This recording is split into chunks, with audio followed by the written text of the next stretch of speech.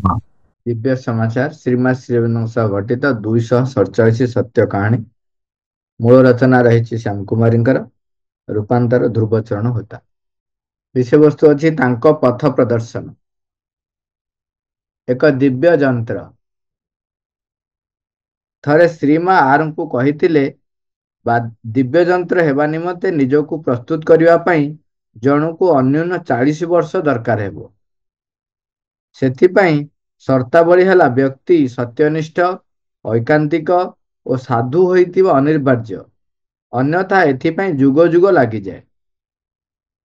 କହିଲେ ନିଜକୁ ପ୍ରସ୍ତୁତ କରିବା ପାଇଁ ଜଣକୁ ଅନ୍ୟୁନ 40 ବର୍ଷ ଦରକାର, କିନ୍ତୁ ସେଥିପାଇଁ କଣ ହବାକୁ ପଡିବ? ସତ୍ୟନିଷ୍ଠ, ଐକାନ୍ତିକ ଓ ସାଧୁ ହୋଇଥିବା ଅନିବାର୍ଯ୍ୟ, ତାହେଲେ ଯାଇକି ଆମେ ଦିବ୍ୟ ଯନ୍ତ୍ର ହେଇପାରିବୁ। ଚୈତ୍ୟ। ଗୋଟିଏ ପ୍ରଶ୍ନର ଉତ୍ତରରେ ଶ୍ରୀମା ଥରେ ଜଣେ ଶିଷ୍ୟଙ୍କୁ ଗୋଟେ ଚିଠି ଲେଖିଥିଲେ। ପ୍ରଶ୍ନଟି ଥିଲା, ଜଣେ ଅନ୍ୟମାନଙ୍କ ପ୍ରତି କିପରି ବ୍ୟବହାର କରିବ? ମା ଆଉ ତାର ଉତ୍ତର ଦେଇଥିଲେ, କେବଳ ଚୈତ୍ୟ ଯେତେବେଳେ ସମସ୍ତ କାର୍ଯ୍ୟକ୍ରମକୁ ପରିଚାଳିତ କରିବ, ଚୈତ୍ୟ ସାଧାରଣତଃ ସଂରକ୍ଷିତ ହୋଇ ରହିଥାଏ। ଜଣେ ଅନ୍ୟମାନଙ୍କ ପ୍ରତି କିପରି ବ୍ୟବହାର କରିବ? ନା କେବଳ ଚୈତ୍ୟ ଯେତେବେଳେ ସମସ୍ତ କାର୍ଯ୍ୟକ୍ରମକୁ ପରିଚାଳିତ କରିବ। ଚୈତ୍ୟ ସାଧାରଣତଃ ସଂରକ୍ଷିତ ହୋଇ ରହିଥାଏ। ଯଦି ଭଗବାନ ଏହା ଚାହାନ୍ତି। ଥରେ ଜଣେ ଖୁବ୍ ଉତ୍ସାହୀ ସାଧକଙ୍କୁ ଶ୍ରୀମା କହିଥିଲେ, ତୁମର ନିଜର କାମନା ବାସନା ଅନୁସାରେ କାହାରି ପାଖକୁ କିଛି କାମ ପାଇଁ ଯାଅ ନାହିଁ। ଏପରିକି ଭଗବାନଙ୍କ ପାଇଁ ଯେତେବେଳେ ତୁମେ କିଛି କାମ କରିବାକୁ ଚାହିଁଥାଅ, ଭଗବାନ ଯଦି କୌଣସି କାମ ହେବାକୁ ଚାହିଁବେ, ଏହା ସ୍ୱତଃ ତୁମ ପାଖକୁ ଆସିବ। ଜଣେ ଉତ୍ସାହୀ ହେବା ବିଧେୟ, ପରନ୍ତୁ ସେ କେବେ ହେଲେ ଅଧୈର୍ଯ୍ୟ ହେବେ ନାହିଁ। ସମସ୍ତ ଉତ୍ତମ କାର୍ଯ୍ୟ ଶାନ୍ତି, ସମତା ଓ ନୀରବତା ମଧ୍ୟରେ ସମାହିତ ହୋଇଥାଏ। ଯଦି ତୁମେ ଶାନ୍ତି ଚାହ, ଆଜି ଆମ୍ଭେମାନେ ଯେଉଁ ପ୍ରଧାନ ଆଶ୍ରମ ଦେଖୁଛେ, ତାହା ପ୍ରଥମେ 4ଗୋଟି ଅଲଗା ଅଲଗା କୋଠାଘର ଥିଲା। ସେଗୁଡ଼ିକୁ ଆବଶ୍ୟକତା ଅନୁସାରେ ଭଙ୍ଗା ଯାଇ କିଛି ଅଂଶ ସେଥିରେ ସଂଯୁକ୍ତ କରାଯାଇ ପୁନଃ ନିର୍ମାଣ କାର୍ଯ୍ୟ ଚାଲିଥାଏ। ଏଥିପାଇଁ ବର୍ଷ ପରେ ବର୍ଷ ନିର୍ମାଣ କାର୍ଯ୍ୟ ଲାଗି ରହିଥାଏ। ବସ୍ତୁତଃ ନିର୍ମାଣ କାର୍ଯ୍ୟ ହେତୁ ବହୁ ଶବ୍ଦ ଓ ହୋ ହଲ୍ଲା ହେବା କଥା। ଶ୍ରୀ ଅରବିନ୍ଦ ଏବଂ ଶ୍ରୀମା କେବେ ହେଲେ ଏଥିପାଇଁ ଅଭିଯୋଗ କରନ୍ତି ନାହିଁ। ଯେତେବେଳେ କେହି ସାଧକ ଅଭିଯୋଗ କରନ୍ତି, ସେମାନେ କୁହନ୍ତି, ତୁମେ କାହିଁକି ଅଭିଯୋଗ କରୁଛ? ତୁମେ କେଉଁଠାରେ ଅଛ? ଯଦି ତୁମର ଶାନ୍ତି ଆବଶ୍ୟକ, ତେବେ ଦୟାକରି ରମଣ ମହର୍ଷିଙ୍କ ଆଶ୍ରମକୁ ଚାଲି ଯାଇପାର। ଅର୍ଥ। ଶ୍ରୀମାଙ୍କ ମତରେ ଚେତନାର ପରିବର୍ଦ୍ଧନ ହିଁ ସର୍ବୋତ୍ତମ ବିଚାରର ବିଷୟ। ଏହି ନିମ୍ନ ବର୍ଣ୍ଣିତ କେତୋଟି କଥାରୁ ସ୍ପଷ୍ଟ ଜଣାପଡ଼େ ଯେ ମା ସାଧାରଣ ପ୍ରଚଳିତ ଢଙ୍ଗରେ ଅର୍ଥ ଚାହୁଁନଥିଲେ। ମା ସାଧାରଣ ଯୋଉ ଭାବରେ ଅର୍ଥ ଦରକାର ସେମିତି ଚାହୁଁନଥିଲେ ବୋଲି କେତେ ଗୁଡ଼ିଏ ଉଦାହରଣ ଦିଆଯାଇଛି। ଆଇସ୍କ୍ରିମ। ଶ୍ରୀମା ଚାହାନ୍ତି ନାହିଁ ଯେ ତାଙ୍କର ପିଲାମାନେ ବାହାରେ ପ୍ରସ୍ତୁତ ହୋଇଥିବା ଖାଦ୍ୟ ଖାଆନ୍ତୁ। ଛୋଟ ପିଲାମାନେ ଆଇସ୍କ୍ରିମକୁ କେବେ ହେଲେ ତ ଛାଡ଼ି ପାରିବେ ନାହିଁ। ଏହା ମଧ୍ୟ ମାଙ୍କୁ ଖୁବ୍ ଭଲ ଭାବରେ ଜଣାଥାଏ। ଏଣୁ ବହୁ ଅସୁବିଧା ଅତିକ୍ରମ କରାଯିବା ପରେ ଗୋଟିଏ ଆଇସ୍କ୍ରିମ ମେସିନ ବିଦେଶରୁ ଅଣାଗଲା। ଏହା ପ୍ରାୟ 40 ବର୍ଷ ତଳର କଥା। ଶ୍ରୀମା ଗୋଟିଏ କପ୍ ଆଇସ୍କ୍ରିମର ମୂଲ୍ୟ ମାତ୍ର 25 ପଇସା ରଖିଥିଲେ। ଆଇସ୍କ୍ରିମ ଦାୟିତ୍ୱରେ ଥିବା ସାଧକ ମାଙ୍କର ଏପରି ମୂଲ୍ୟ ନିର୍ଦ୍ଧାରଣକୁ ବିରୋଧ କରି କହିଥିଲେ, ଆଇସ୍କ୍ରିମ ପ୍ରସ୍ତୁତ କରିବା ପାଇଁ ଯେଉଁ ବିଭିନ୍ନ ଦ୍ରବ୍ୟ କ୍ରୟ କରାଯାଉଅଛି, ସେ ସବୁର ମୂଲ୍ୟ 25 ପଇସା ଠାରୁ ଖୁବ୍ ବେଶୀ। ତାମାନେ ଖର୍ଚ୍ଚ ବହୁତ ହଉଥିଲା, ଅଧିକ ହଉଥିଲା 25 ପଇସାରୁ। ମା କିନ୍ତୁ ପିଲାମାନଙ୍କ ପାଇଁ ଆଇସ୍କ୍ରିମ ମୂଲ୍ୟ ରଖିଥିଲେ 25 ପଇସା। ଶ୍ରୀମା ତାଙ୍କୁ ବୁଝାଇ କହିଥିଲେ, ରାସ୍ତାରେ ବିକାଳିମାନେ ମାତ୍ର 25 ପଇସାରେ ଆଇସ୍କ୍ରିମ ବିକ୍ରୟ କରୁଛନ୍ତି। ଯଦି ତୁମେ ବେଶୀ ଦାମ କରିବ, ତେବେ ପିଲାମାନେ ସେମାନଙ୍କ ଠାରୁ କିଣି ଖାଇବାକୁ ବେଶୀ ଆକର୍ଷିତ ହେବେ। ଏହି ସବୁ କ୍ଷେତ୍ରରେ ଶ୍ରୀମା ମାମୁଲି ବ୍ୟବସାୟିକ ବୁଦ୍ଧି ପ୍ରୟୋଗ କରନ୍ତି ନାହିଁ କିମ୍ବା ଆଶ୍ରମର ଏହା ଦ୍ୱାରା ଆର୍ଥିକ କ୍ଷତି ଘଟୁଥିବାର ବିଷୟଟିକୁ ଗୁରୁତ୍ୱ ଦିଅନ୍ତି ନାହିଁ। ଏଠି ମୂଳ ବିଷୟ ରହୁଛି ଯେ ଉଦ୍ଦେଶ୍ୟ କଣ, କୁହନ୍ତିନି ଅବଜେକ୍ଟିଭ କଣ ରହିଛି। ଅବଜେକ୍ଟିଭ ନୁହଁ ଲାଭ ଅର୍ଜନ କରିବା। ଅବଜେକ୍ଟିଭ ରହିଲା, ମାଙ୍କର ଅବଜେକ୍ଟିଭ ରହିଲା କଣ, ଯେ ଆମ ପିଲାମାନେ ବାହାରେ ସେ ଯୋଉ ଆଇସ୍କ୍ରିମ ବିକ୍ରି ହଉଛି ତାହା ଯେହେତୁ ଅନହାଇଜେନିକ ହଉ ବା ଅନ୍ୟାନ୍ୟ ଦୃଷ୍ଟିକୋଣରୁ, ସବୁ ଦୃଷ୍ଟିକୋଣରୁ ଯେପରି ଆମ ପିଲାମାନେ ତାହା ଖାଇବା ଉଚିତ ନୁହଁ, ତେଣୁ ସିଏ କଣ କଲେ ଯେ ଆଶ୍ରମ ଭିତରେ ଆଇସ୍କ୍ରିମ କଲେ। କିନ୍ତୁ ଯଦି 25 ପଇସାରୁ କମ କରିବେ ତାହେଲେ ପିଲାମାନେ ବାହାରେ କିଣି ଖାଇବାକୁ ପସନ୍ଦ କରିବେ। ସେଥିପାଇଁ ଅର୍ଥ ଆଶ୍ରମ ବହନ କରୁଥିଲା, ତେଣୁ ମା ହିସାବରେ ତାଙ୍କ ପିଲାମାନଙ୍କର ଦାୟିତ୍ୱ ପାଇଁ ଏତକ କରୁଥିଲେ। ଅତିଥି ଭବନ ଭଡ଼ା।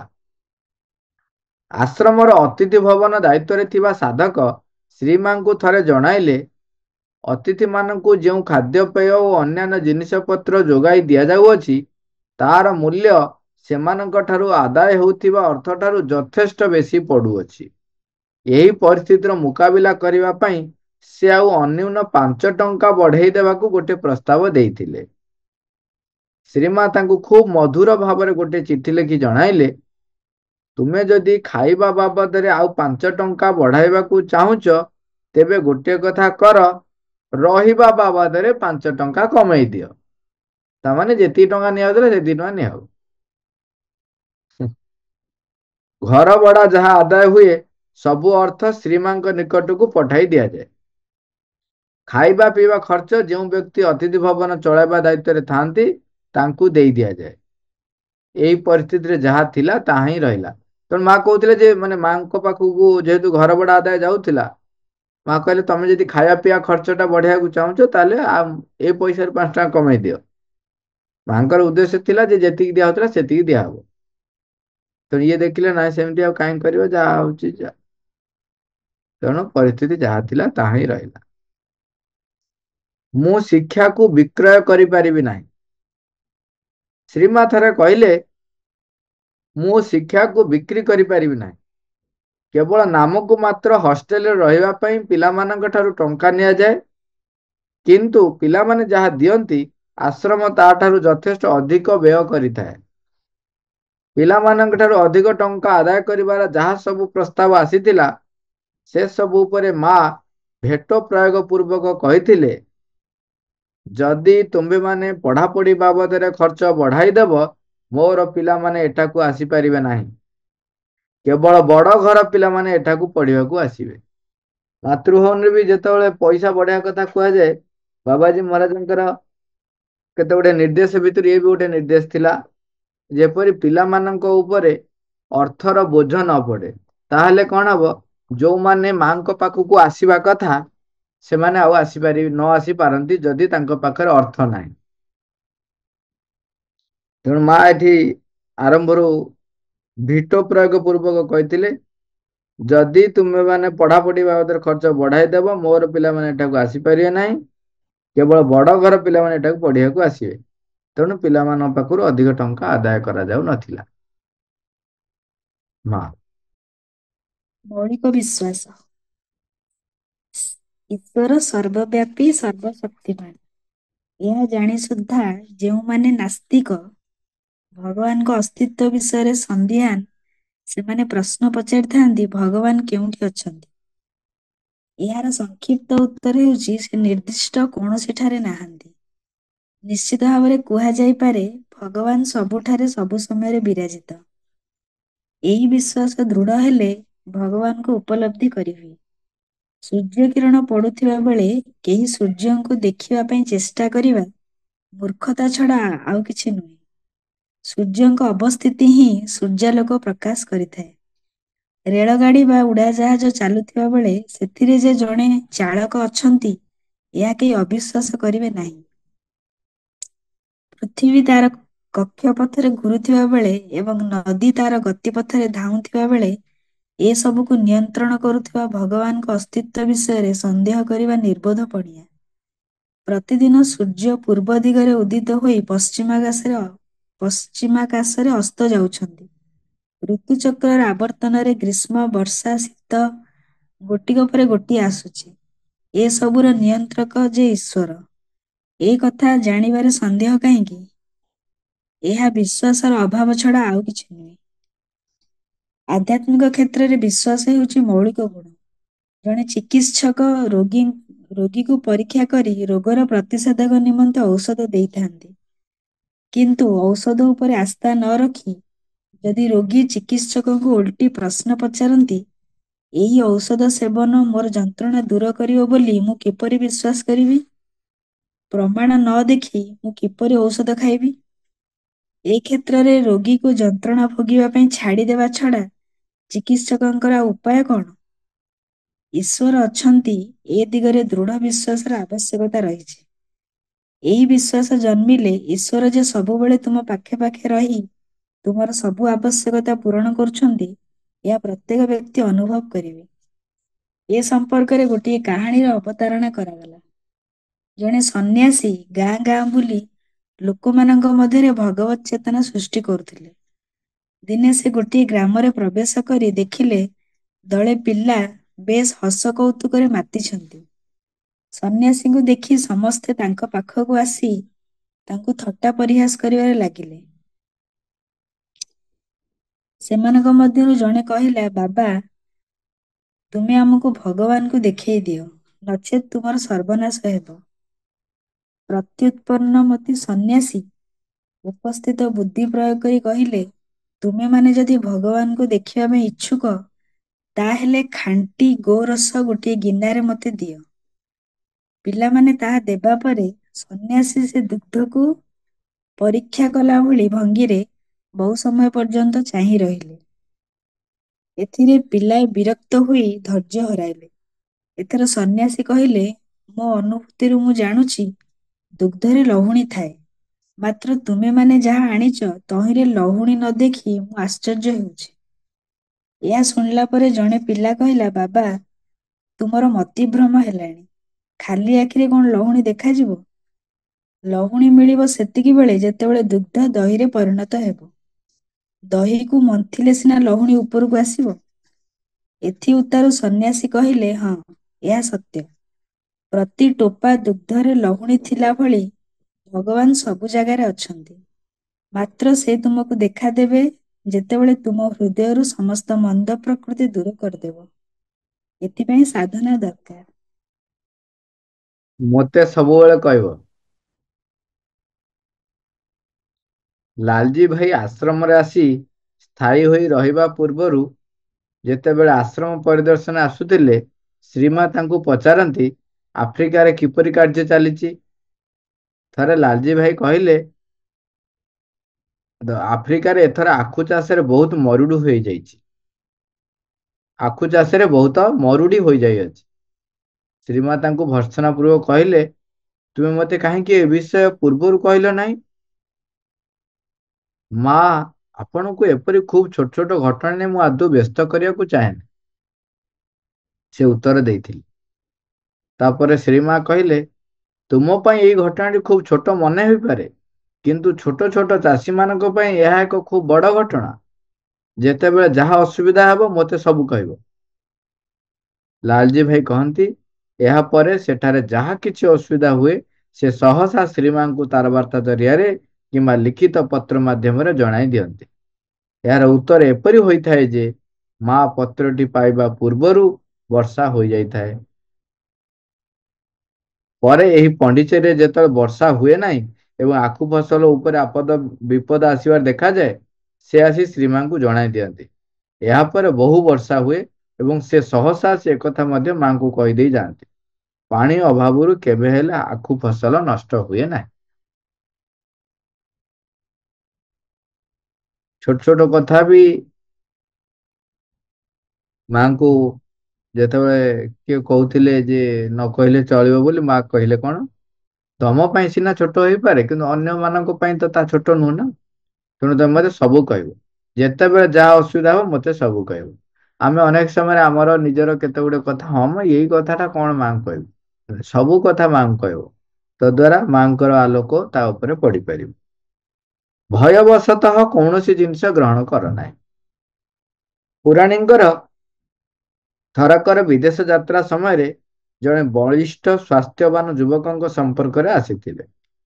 ସେହି ସ୍ୱାସ୍ଥ୍ୟବାନ ଯୁବକ ଦିନେ ଗୋଟିଏ ଶକ୍ତି ମନ୍ଦିରରୁ ପ୍ରସାଦ ସେବନ କରନ୍ତେ ହଠାତ୍ ତାଙ୍କର ରକ୍ତ ବାନ୍ତି ହେଲା ଏବଂ ତାହା ମଝିରେ ମଝିରେ ଲାଗି ରହିଲା।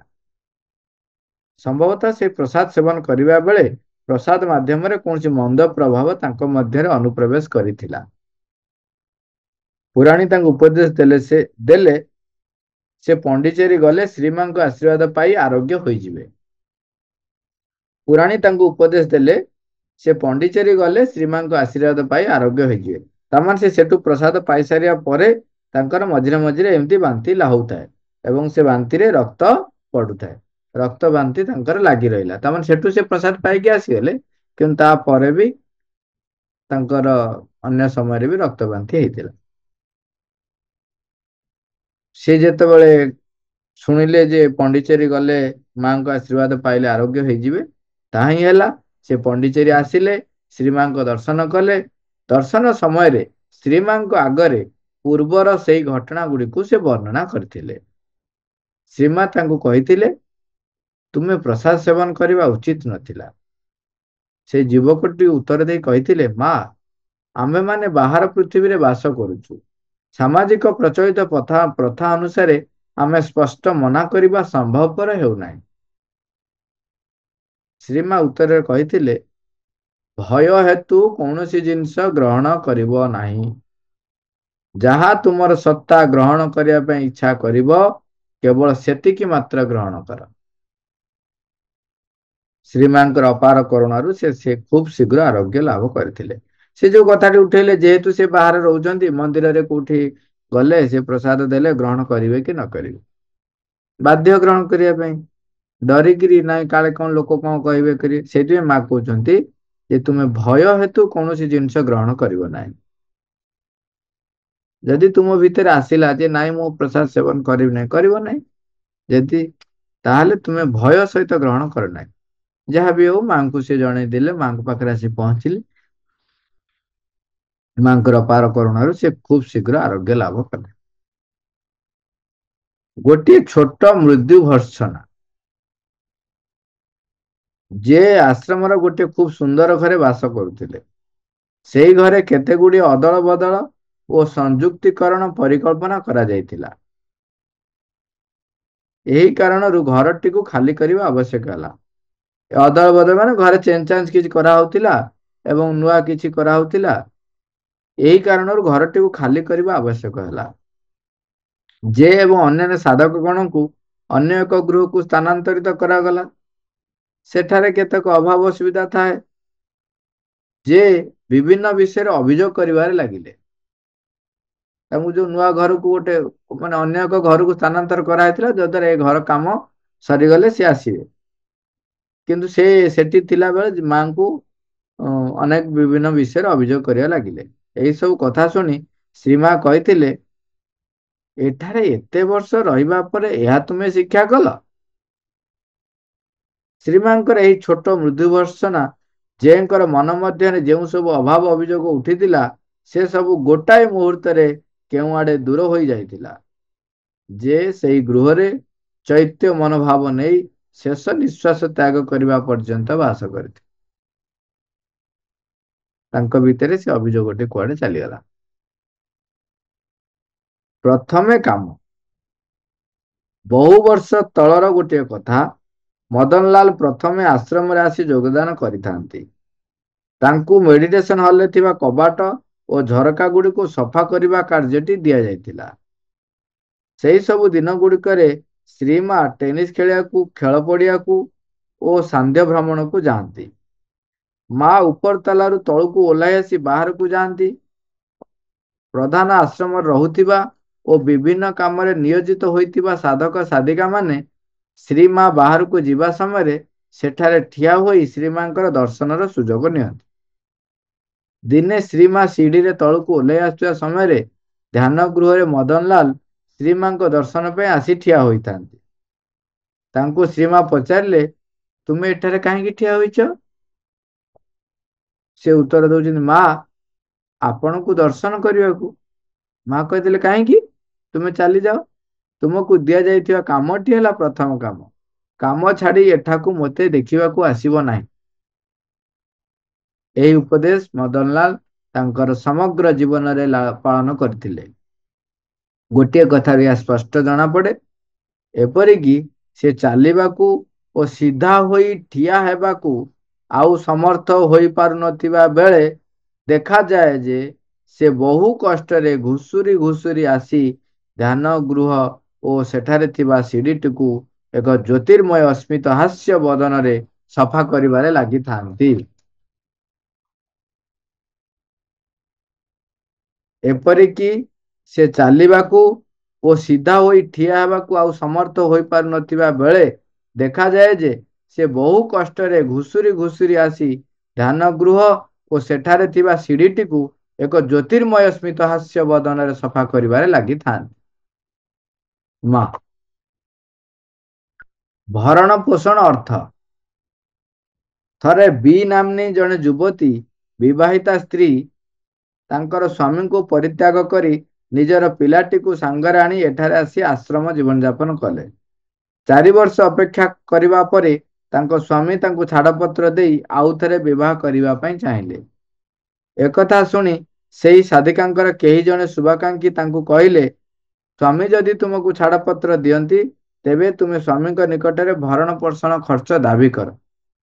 ଏହା ଶୁଣି ସେହି ସାଧିକା ବଡ଼ ଅଡ଼ୁଆରେ ପଡ଼ିଲେ। କଥାଟି ନଳିନ୍ଦାଙ୍କ ମାଧ୍ୟମରେ ଶ୍ରୀମାଙ୍କ ସମ୍ମୁଖରେ ଉପସ୍ଥାପିତ କରାଯାଇଥିଲା। ସବୁ ଶୁଣି ଶ୍ରୀମା କହିଲେ, ସେ ନିଜେ ତାଙ୍କ ସ୍ୱାମୀଙ୍କୁ ଛାଡ଼ି ଆସିଲେ। ତାଙ୍କ ସ୍ୱାମୀ ତାଙ୍କୁ ଘରୁ ଜୋର କରି ବାହାର କରିଦେଇ ନାହାନ୍ତି।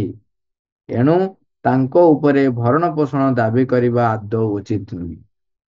ଏହି କଥା ନଳିନ୍ଦା ଆସି ତାଙ୍କୁ କହିବା ସଙ୍ଗେ ସଙ୍ଗେ ଗୋଟିଏ କଥା ଯୋଗ କଲେ ଯେ ଶ୍ରୀମା କହିଛନ୍ତି ତାଙ୍କ ସ୍ୱାମୀ ଯଦି ନିଜର ଇଚ୍ଛା ଅନୁସାରେ ପିଲାଟି ପାଇଁ କିଛି ଦିଅନ୍ତି ତାହା ସେ ଗ୍ରହଣ କରିପାରନ୍ତି।